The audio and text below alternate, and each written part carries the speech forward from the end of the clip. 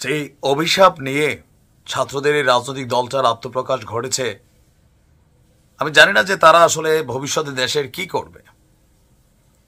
ভাবা যায় যে আবু সাইদকে কেন্দ্র করে এত কিছু ঘটনা ঘটলো, যে আবু সাইদের কথা বলে মুখে ফেনা তুলছে, সেই আবু সাইদকে গতকালকের প্রোগ্রামে আমরা ব্যানারে দেখেছি, কিন্তু তার যে পরিবারটা আছে, আমাদের এই নতুন রাজনৈতিক দল যখন আত্মপ্রকাশ ঘটল, তার পরিবার কি দাওয়াত পেয়েছিল?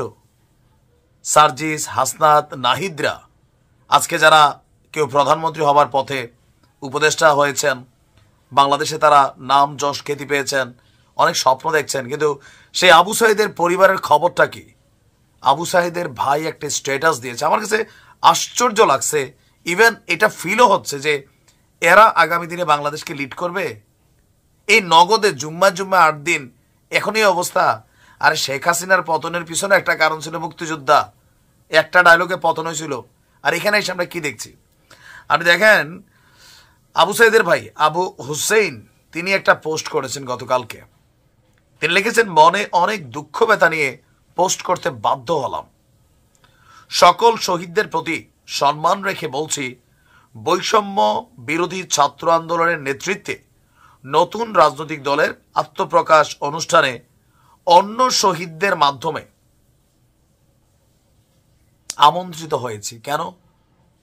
অন্য শহীদদের মাধ্যমে তিনি আমন্ত্রিত হয়েছেন, তাদের কারো সময় হয়নি। নাহিদ, আসিফ, সার্জিস মুখে দিয়ে ফেনা তুলে ফেলতেছে ভালোবাসা, জুলাই আগস্ট, যার যার ক্ষমতার ধান্দায় মনে চলে গেছে। আহতরা রাস্তায় বইটা থাকে। আর যে মারা গেছে আবু সাইদের পরিবারকে আপনারা দাওয়াত দেন নাই। দেখলাম যে নাহিদের বাবা আসতেছেন ভিভিআইপি লেভেলে। আবু সাইদের বাবা কোথায়? আপনি দেখেন, আমি খুবই আশ্চর্য হচ্ছি। তারপর বলছে যে তাদের কারো সময় হয়নি আমাদের ফ্যামিলিকে আমন্ত্রণ জানানোর, এবং অনুষ্ঠানে উপস্থিত হওয়ার পর কাউকে খোঁজ খবর নেয়নি। তারা যেখানে আসলো তাদের খোঁজ খবরটা কেউ নেয়নি, অথচ অন্যান্য ফ্যামিলিদেরকে নিয়ে টানাটানি। মানে এখানে আসলে কি ঘটছে আমি নিজে বুঝছি না। বৈষম্য বিরোধী ছাত্র আন্দোলনের প্রথম শহীদ আবু সাইদ, আর এরপর তার ভাই লিখছে, বৈষম্য বিরোধী ছাত্র আন্দোলনে যার আত্মত্যাগের কারণে কোটা সংস্কার আন্দোলনে গণ অভ্যুত্থানের রূপ নিয়েছিল, তৈরি হয় নতুন বাংলাদেশ। বৈষম্য বিরোধী ছাত্র আন্দোলনের কয়েকজন সমন্বয়ক শহীদ আবু সাইদের ফ্যামিলির খোঁজ খবর নিয়েছে, অথচ অনেক সাধারণ মানুষ, অনেক রাজনৈতিক দলের ব্যক্তিবর্গ আমাদের খোঁজ নিয়েছে। এখনই এই অবস্থা, ভবিষ্যতের কথা বাঁধে দিলাম। যাই হোক, নতুন রাজনৈতিক দলের সফলতা কামনা করছি। ধ্বংস হয়ে যাবা তোমরা। তোমাদের নফসের মধ্যে বেইমানির একটা গন্ধ আমরা পাচ্ছি।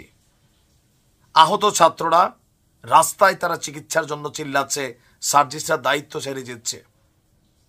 রাজনৈতিক দল গঠনের জন্য সময় হচ্ছে, কোটি টাকা খরচ হচ্ছে, কে দিচ্ছে এই ফান্ড? আর ওইদিকে ডক্টর ইউনূসের বাড়ির সামনে রাস্তায় বৈশা ল্যাংরা ঘোংরা হইয়া পোলাপাইন চিকিৎসা করতেছে। একটা সিন্ডিকেটের কবলে কি আমরা আবারও পড়ে গেলাম? ভাই দেখেন, সাইদের পরিবারের সাথে কোন ধরনের এই ধরনের ঘটনা, এটা বাংলাদেশের মানুষ মেনে নিবে না। তোমাদেরকে আমরা তীব্র নিন্দা জানাই। রাজনীতি শিখা গেছো তোমরা নাকি? আমি যথেষ্ট আশাহত হয়েছি, এদের দ্বারা এই দেশ চলবে? বন্যার টাকাগুলা পর্যন্ত ঠিক মতো দিচ্ছে না মানুষরে। আমার কুমিল্লা অনুদান যায় না ওই লেভেলে। আশ্চর্য হয়েছি ভাই, সত্যি সত্যি। খালি চেতনা ব্যবসা সবার নাকি? মকিদা ফেনা তুল্লা ফেলে শহীদ আবু সাইদ, এটা সাইদের ভাইয়ের বক্তব্য, গণমাধ্যমে আসছে। নিন্দা জানাই।